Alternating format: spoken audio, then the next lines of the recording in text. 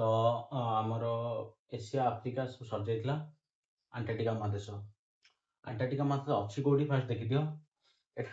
ମୁଁ ବନେଇଛି ଗ୍ଲୋବ, ବୁଝିବା ପାଇଁ ବୁଝିଦିଅ।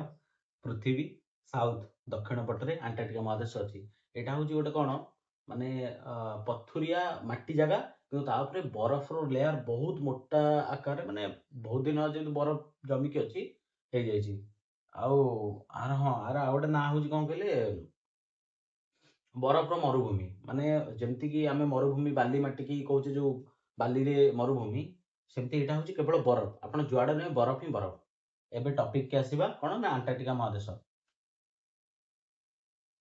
ବେଶୀ କିଛି ରଖିନି, ଅଳ୍ପ ମେନ୍ ଟପିକ ହିଁ ରଖିଛି।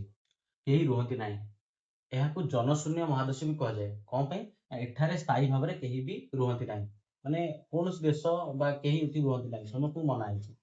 କଣ ହୁଏ ନା, ଏହା ଏମିତି ଏକ ମହାଦେଶ, ଏଠାରେ କୌଣସି ଦେଶ ନାହିଁ, କୌଣସି ମଣିଷ ସ୍ଥାୟୀ ଭାବରେ ଏଠାରେ ବାସ କରନ୍ତି ନାହିଁ।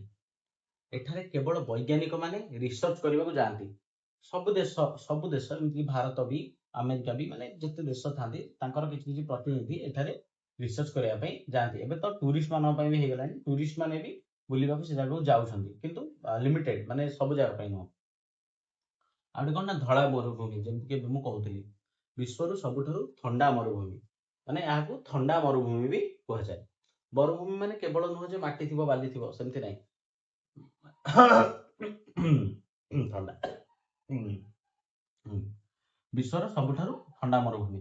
ଏଠାରେ ପୃଥିବୀର ପ୍ରାୟ 70% ମିଠା ପାଣି ବରଫ ଆକାରରେ ଅଛି। ବୁଝିପାରୁଛନ୍ତି? ବରଫ ଆକାରରେ 70% ପୃଥିବୀର ମିଠା ପାଣି, ଯୋଉଟା ଗ୍ଲେସିୟରରେ ଆମେ ଜାଣିଥିବା ଯେ ଗ୍ଲେସିୟର ତରଳୁଛି ବା ଗ୍ଲେସିୟର, ଏଇଟା ହିଁ ସେଇ ଜିନିଷ। ଆଉ ଏଠି କଣ ଅଛି ନା ବ୍ଲଡ ଫଲ୍ସ। ଏଇଟା ବଢିଆ ଜିନିଷଟା। ରକ୍ତର ଝରଣା। ରକ୍ତର ଝରଣା ହଉଛି ଏହା ଗୋଟିଏ ଜାଗାରୁ ଯେଉଁଠାରୁ କି ନାଲି ରଙ୍ଗର ପାଣି ବାହାରେ, ସେଥିପାଇଁ ଏହାକୁ ରକ୍ତର ଝରଣା ବ୍ଲଡ ଫଲ୍ସ କୁହାଯାଏ। ମୁଁ ସର୍ଟରେ ଲେଖିଦେଇଛି, ବୁଝେଇ ଦଉଛି। ମାନେ ଆଣ୍ଟାର୍କଟିକାରେ ଏମିତି ଜାଗା ଅଛି ଯୋଉଠାରୁ କି ନାଲି ରଙ୍ଗର ପାଣି ଝରୁଥାଏ। ସେଇଟା କଣ ପାଇଁ ଝରୁଥାଏ? ଯୋଉ ଆଗ୍ନେୟଗିରି କେତେ ବି ସେ ଜାଗାରେ ଅଛି, ଯୋଉଟା କି ମାନେ ଯେମିତି ଆଇରନ୍ ରହିଲା କି ଅଲଗା କୌଣସି ଇଏ ରହିଲା, ତ ସେଥିପାଇଁ ସେ ପାଣି କଲରଟା ଟିକେ ରେଡ୍ ହେଇଯାଏ ବା ଲାଲିଆ ହେଇଯାଏ। ସେଥିପାଇଁ ଯୋଉମାନେ ସେଠିକି ଯାଆନ୍ତି ତାକୁ ରକ୍ତର ଝରଣା ବା ବ୍ଲଡ ଫଲ୍ସ ବୋଲି ସେ ଜାଗାର ନାଁ ପଡିଛି। ଆଉ କଣ ରହିଲା ନା, ଏଠି 6 ମାସ ଦିନ ଓ 6 ମାସ ରାତି ହୁଏ। ଯେହେତୁ ଏଇଟା ସାଉଥ ପୋଲରେ ରହିଲା, ସୂର୍ଯ୍ୟଙ୍କର ଡାଇରେକ୍ଟ କିରଣ ପଡିଲାନି, ତିର୍ଯ୍ୟକ ପଡିଲା, ଆଉ ଏଠି ପ୍ରାୟ ସୂର୍ଯ୍ୟ ଅସ୍ତ ହିଁ ହୁଅନ୍ତିନି, ଗୋଟେ ପ୍ରକାର କହିଲା ଭଳିଆ। ସେଥିପାଇଁ ଏଠାରେ ବର୍ଷକରେ କେବଳ ଗୋଟିଏ ଥର ସୂର୍ଯ୍ୟୋଦୟ ଆଉ ଗୋଟିଏ ଥର ହିଁ ସୂର୍ଯ୍ୟାସ୍ତ ହୋଇଥାଏ। ଅର୍ଥାତ 6 ମାସ କ୍ରମାଗତ ଦିନ, 6 ମାସ କ୍ରମାଗତ ରାତି। ଆଉ ଗୋଟେ କଣ ନା ପେଙ୍ଗୁଇନର ଘର।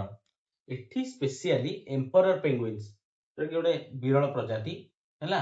ଆଉ ତାଙ୍କର ଏଇଟା ଘର, କାହାର ନା ଏମ୍ପରର ପେଙ୍ଗୁଇନ୍ସ ମାନଙ୍କର। ତାଙ୍କର ମାନେ ସ୍ପେଶିଆଲିଟି ହଉଛି ଏ ପେଙ୍ଗୁଇନ ମାନଙ୍କର, ଏମାନେ -ଡିଗ୍ରୀ, ମାନେ ଯୋଉଟା କି ଆମେ କହୁଛେ 0 ଡିଗ୍ରୀ ତଳକୁ ଥଣ୍ଡାରେ ବି ଆରାମରେ ରହିପାରନ୍ତି। ତାଙ୍କର ଗୋଟେ ସ୍ପେଶାଲିଟି କୋଉମାନଙ୍କର ନା ଏମ୍ପରର ପେଙ୍ଗୁଇନ୍ସ। ଏମାନେ କେବଳ ଆଣ୍ଟାର୍କଟିକାରେ ହିଁ ଦେଖାଯାଆନ୍ତି ବା ଏମାନଙ୍କର ଘର ଥାଏ ସେଠି। ବିଶେଷ କିଛି ନାହିଁ, ଅଳ୍ପ ମେନ୍ ଟପିକ ଯାହା ଯାହା ଥିଲା ରଖିଦେଇଛି।